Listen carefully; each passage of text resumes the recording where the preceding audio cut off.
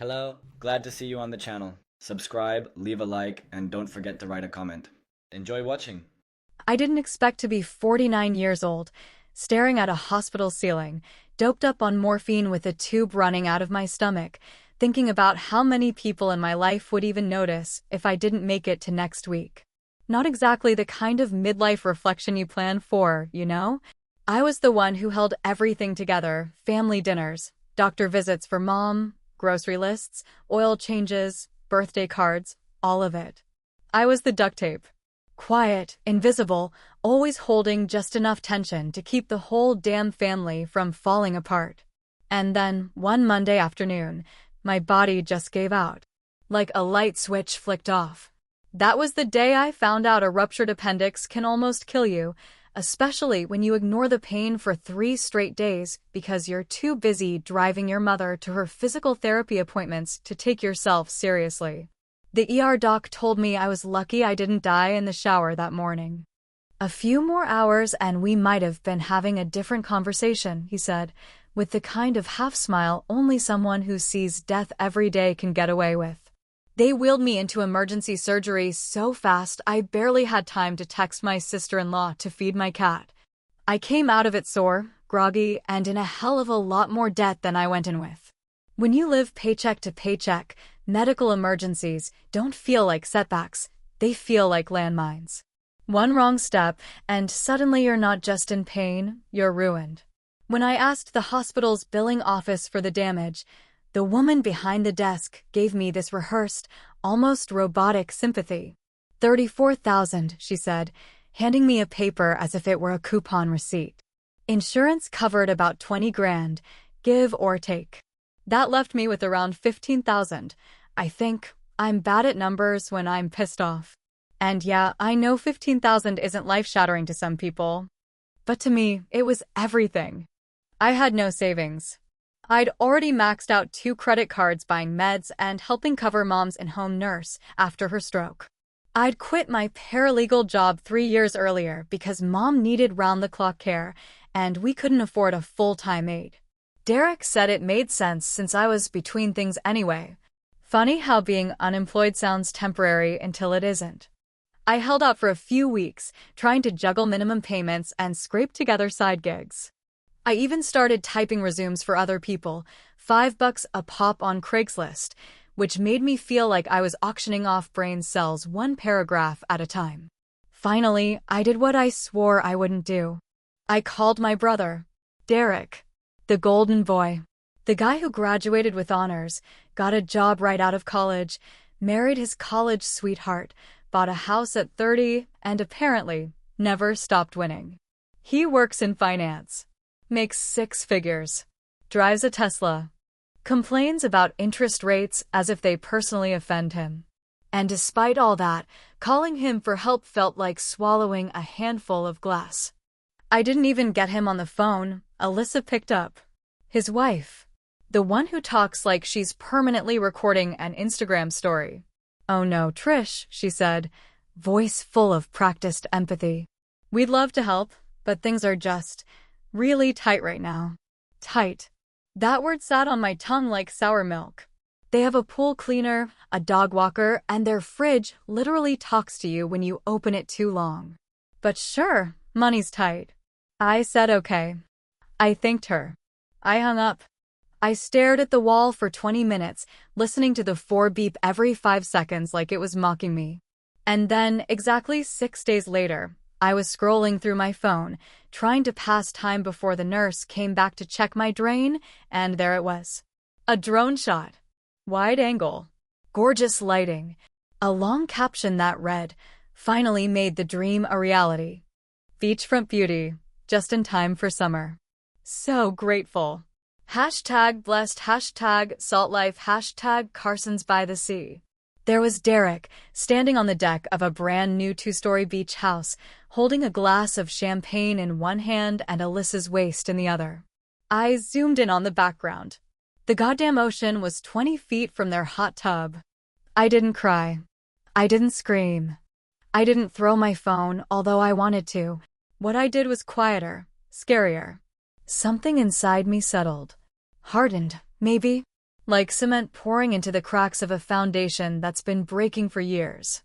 I had spent my whole adult life being the helper, the fixer, the one who understood when people couldn't come through for me. I made excuses for them. I forgave them before they even asked.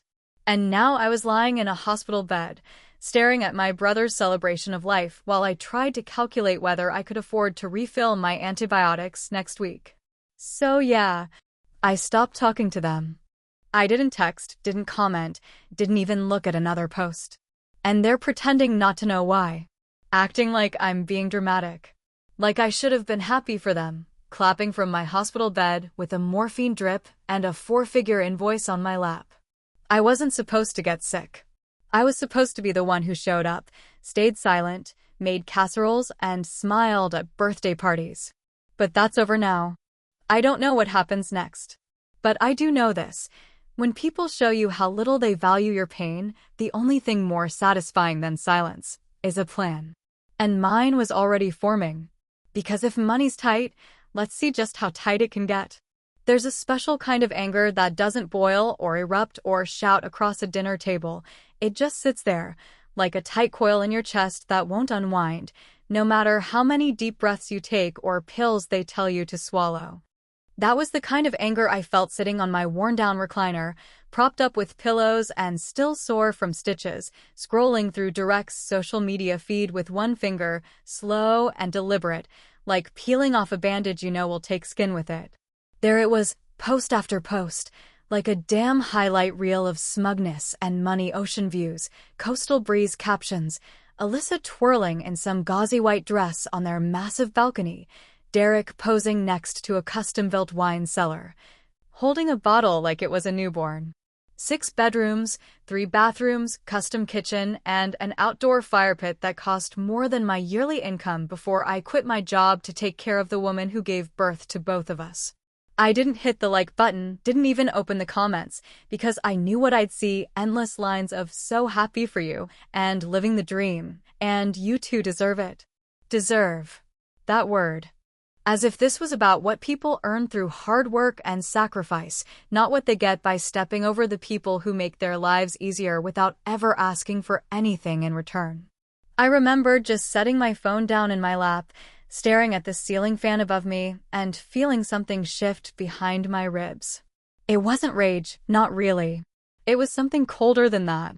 Like a calculation starting to form, like a ledger balancing itself in the dark. 2 days later, there was a family dinner, Mom insisted.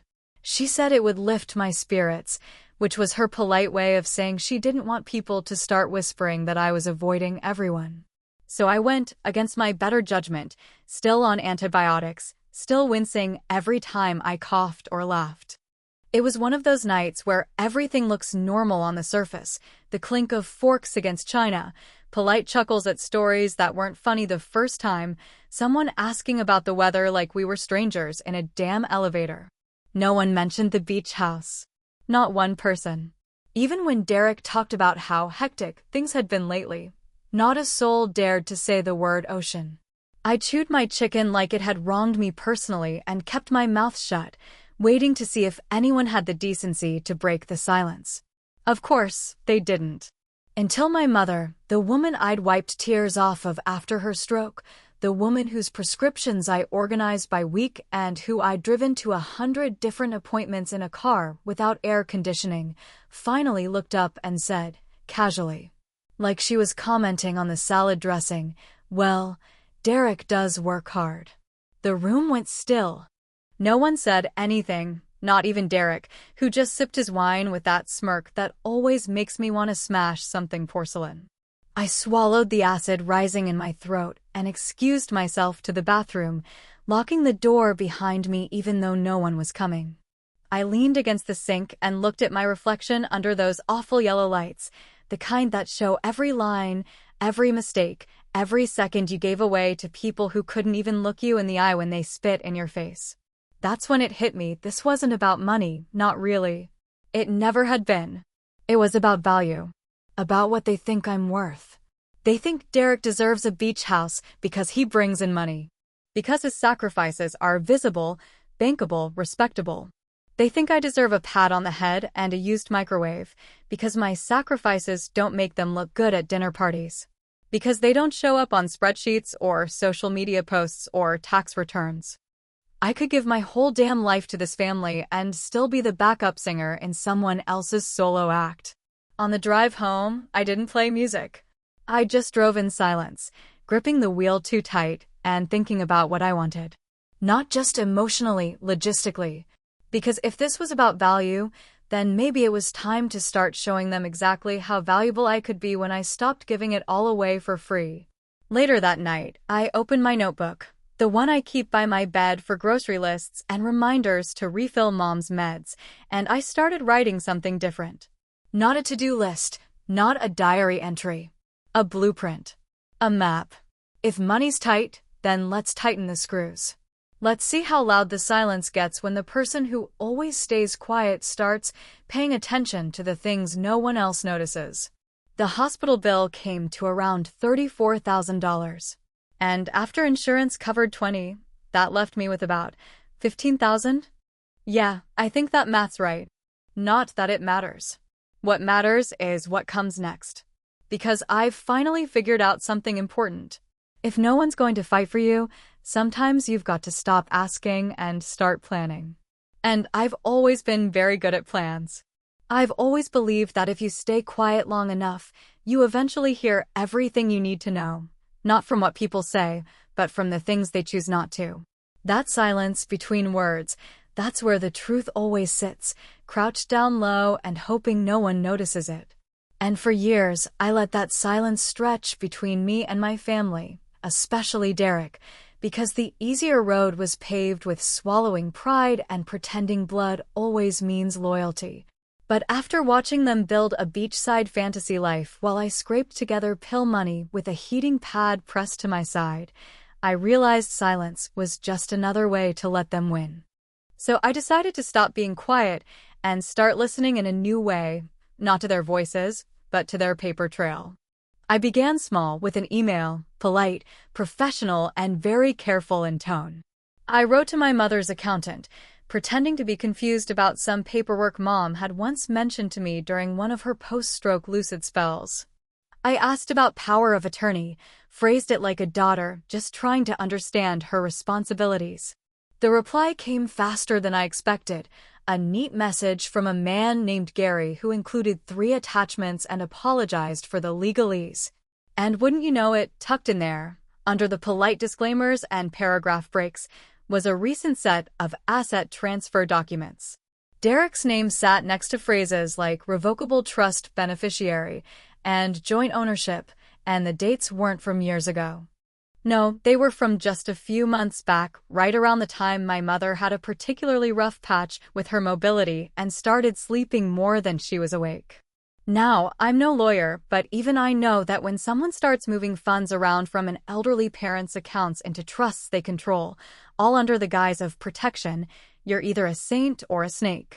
And I don't know many saints who own custom marblewood bars and beach houses. I stared at those documents for a long time, my heart doing that slow, uneven thud it gets when it's not rage exactly but something colder, like betrayal dipped in ice water. He was consolidating control, not just financially, but legally. If I hadn't asked, if I hadn't poked at the right person with the right kind of question, I never would have known what Derek was up to until it was far too late to do anything about it. That same afternoon, I decided to go digging through the filing cabinet we keep in the hall closet, the one with birth certificates, expired warranties, and cards from birthdays no one remembers anymore.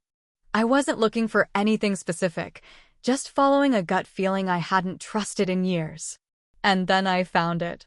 A letter. Folded, yellowed slightly at the edges, written in my mother's shaky script from almost 10 years ago. It was addressed to her lawyer, but included a copy for personal records. The letter clearly stated her wish that, should anything happen to her, medically or mentally, I was to be the primary decision-maker regarding her health and well-being. Me. Not Derek. Not shared. Just me. I sat down on the floor with that letter in my hands, knees curled to my chest like a teenager, and I laughed. It wasn't a happy laugh. It was the kind you let out when the world confirms just how twisted it really is, the kind that sounds like a scream swallowed backward. I took a picture of the letter. No edits, no commentary, just a clean photo. And I sent it in the family group chat. The effect was immediate. 3 little dots popped up under Derek's name, then vanished. Then came his reply, "Not sure why you felt the need to share that. This is a serious privacy violation, Trish." No apology. No explanation. Just indignation, like I'd aired our laundry for the neighbors. Alyssa didn't say anything at all. She just left the chat, entirely vanished like a ghost in a silk blouse. My mother, predictably, responded with silence, which at this point was her only real defense. I waited 20 minutes, letting the tension sit like a weight in a room no one could leave, and then I posted a photo of my own. An old one. I'd taken it on the first night Mom came home from the ICU after her stroke. She was hooked up to 3 machines, barely able to move her left side, and I was holding her hand while she cried into a pillow. The photo showed none of that directly, but you could see the rawness in it, the kind of exhaustion and tenderness that doesn't fake well. My caption was short. Some of us don't need a beach view to feel close to family. I didn't check the replies. I didn't care. I wasn't doing this for drama or validation. I was doing it because I finally understood the power in making people uncomfortable with the truth, the kind they've been ignoring for years while sipping Chardonnay on teakwood decks. That night, I slept better than I had in months. No nightmares, no pain in my side, no waking up wondering if I was losing my mind. Just sleep. The next morning, while making coffee, I heard the mail drop through the slot in the door. I almost didn't check it right away, but something in me nudged. And there it was, a thick, crisp envelope with Derek's law firm's name printed across the top like a badge. I didn't open it right away. I just stood there holding it, letting the weight of it settle in my hands. Because whatever was inside, I already knew one thing for certain: you can't unsend a lie, and you sure as hell can't silence someone who's just begun to speak. I opened the envelope like I was defusing a bomb, one careful edge at a time, already suspecting it would contain something cold, something calculated, something dressed up in legalese and threats instead of decency or remorse. And sure enough, right there on crisp, watermarked paper with the kind of font that always smells like arrogance, was a cease and desist letter, 2 full pages accusing me of defamation, harassment, and unjust character assassination of a respected financial professional.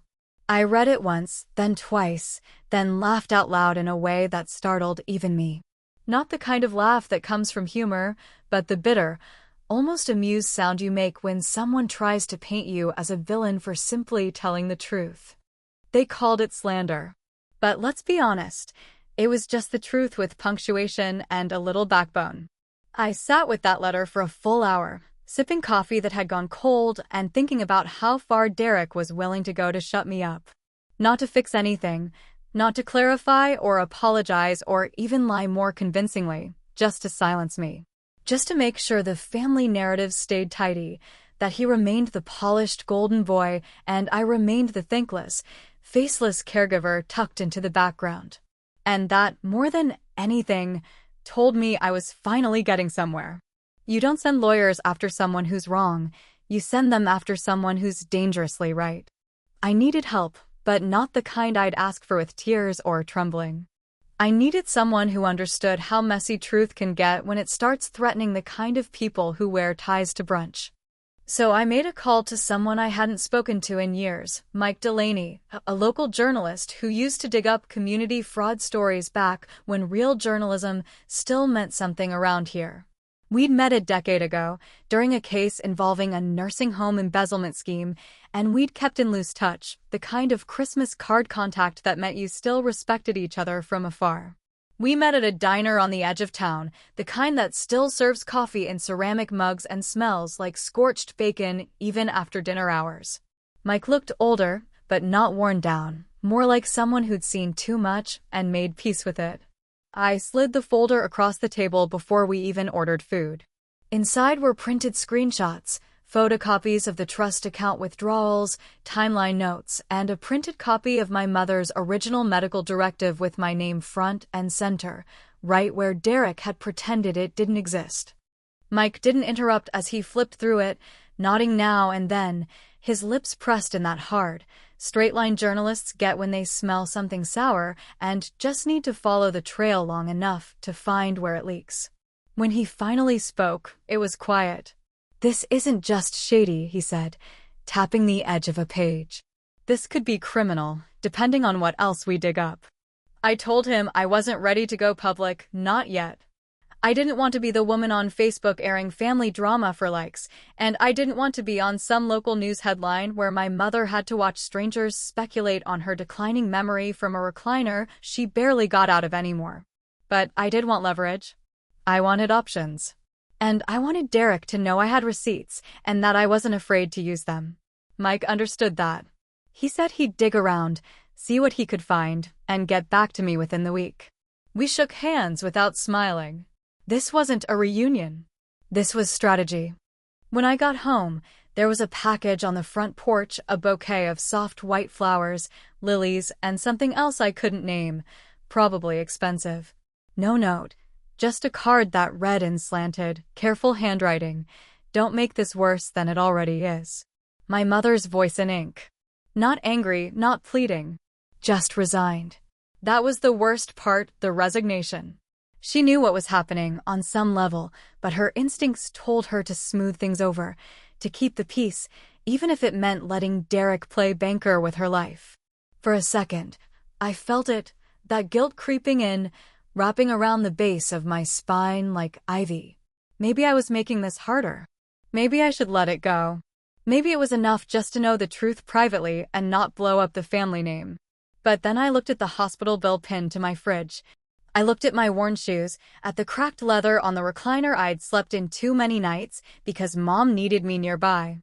And I thought about all the women like me, invisible daughters, unpaid caregivers, the quiet ones who hold everything together while being forgotten. This wasn't just revenge anymore. This was justice. And not just for me. For every woman who gets told to smile and shut up while her brother cashes checks with their mother's name on the bottom. I poured the flowers into the trash without ceremony. If she wanted peace, she should have raised better sons. That night, the phone rang just past 9, and I knew before I answered that it was Mike. He didn't say hello, just breathed into the line for a second before speaking in a low voice, the kind of voice people use when they've seen something they can't unsee. "Hey," he said, "I found something. You're gonna want to see this." There's a certain kind of dread that creeps up your spine when you realize the worst thing someone has done isn't even the full story. It's just the surface, a rotten fruit barely hiding the deeper rot inside the tree. When Mike called and told me what he'd found, I didn't speak at first, just held the phone to my ear and let him talk, his voice steady but grim, the way someone sounds when they're delivering bad news they know you already half expected. Derek hadn't just played with Mom's trust. He'd gone one step further, one step shadier, one step riskier. He'd taken out a second mortgage on her house, not his house, not the beach place, not the property in his own damn name, but Mom's, the house she'd lived in for over 30 years, the place where we'd celebrated Christmases and birthdays and anniversaries, the place I now helped her shuffle around with a walker and too much pride to ask for help using the bathroom. The paperwork Mike found was legitimate, just hidden under a few shell companies and signed during a period where Mom could barely finish a full sentence without forgetting what she was saying halfway through. It was the kind of thing that might slide under a legal radar, just clean enough to avoid a courtroom, but slimy enough to make your stomach turn if you've ever loved someone who trusted the wrong child. I asked Mike to send everything over. He did, scanned PDFs, time-stamped email threads, and a summary that made it very clear. Derek used our mother's declining cognitive state to secure more capital for the beach house down payment. And unless someone stopped him, he'd probably do it again the second another opportunity presented itself. I didn't scream. I didn't cry. I didn't even yell. I printed the documents out at the public library because my printer ran out of ink 2 weeks ago and I couldn't justify the expense.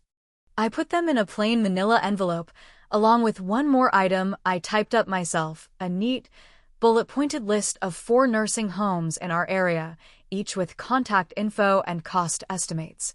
I sealed the envelope, set it on my nightstand, and waited. The housewarming invitation had not been extended to me. Of course it hadn't. They knew better. But they also hadn't bothered to tell me to stay away. Derek and Alyssa had made the beach house the centerpiece of their online lives for the past 2 months, perfectly lit photos of sunset cocktails, curated bookshelf corners. The same 6 friends tagging themselves in Instagram stories while sipping wine and laughing at jokes that weren't funny. The party was set for Saturday at 4. I left my place at noon, drove the 3 hours down the coast in silence, no music, just the sound of the wind through the cracked window and my own heartbeat keeping pace with every passing mile marker. I wore a dress I hadn't worn in years, dark green, soft cotton, the kind that moves when you walk like it's part of your body. I brushed my hair back, applied mascara for the first time since the hospital, and packed sandals in my bag so I could walk the beach barefoot when I was done. The house stood like a trophy at the end of a winding road, perched on stilts and glass, and the kind of arrogance that money buys when you've never had to explain where it came from. There were people milling about the porch, drinks in hand, fake laughter drifting through the salted air. I walked straight up the path, past a few curious glances, and into the center of their little celebration. Alyssa spotted me first, her smile freezing mid-sip, eyes flicking toward Derek like she was waiting for instruction. I smiled back, wide, bright, the kind of smile that says, "Don't worry, I won't ruin your party, not in the way you think." I kissed my mother on the cheek. She was sitting under a large umbrella, wrapped in a light cardigan even though it was 75 degrees, and handed her a plate of fruit I grabbed off a tray on the way in. Then I found Derek. He was standing near the outdoor kitchen, red polo, drink in hand, surrounded by 3 people he probably thought made him look more successful just by proximity. I walked up, handed him the envelope, and waited. His fingers tightened around the drink before he even opened it. I watched his face go white as he flipped through the documents, first the mortgage form, then the bank records, then my neat little list. "Since you're clearly the one with the financial vision," I said loud enough for the people behind him to hear, "I figured you'd appreciate taking the lead on finding Mom a more appropriate living situation. Somewhere that reflects your priorities." He didn't speak. Not a word. Alyssa came rushing over a few moments later, face tight, eyes darting. I turned before she could say anything. Walked down the steps, sandals in hand, letting my bare feet sink into the sand with every step. I didn't turn around. I didn't look back. I just kept walking, letting the sea breeze wash over my skin like a benediction, like something final and freeing. They said money was tight, so I tightened my boundaries. And guess what? I sleep better now. I don't know what comes next. Maybe I go public. Maybe I take it to court. Maybe I just let the weight of what I know hang over their perfect little beach life like a storm cloud they can never fully explain. What I do know is that quiet girls don't stay quiet forever. And when they stop, they don't whisper. They burn.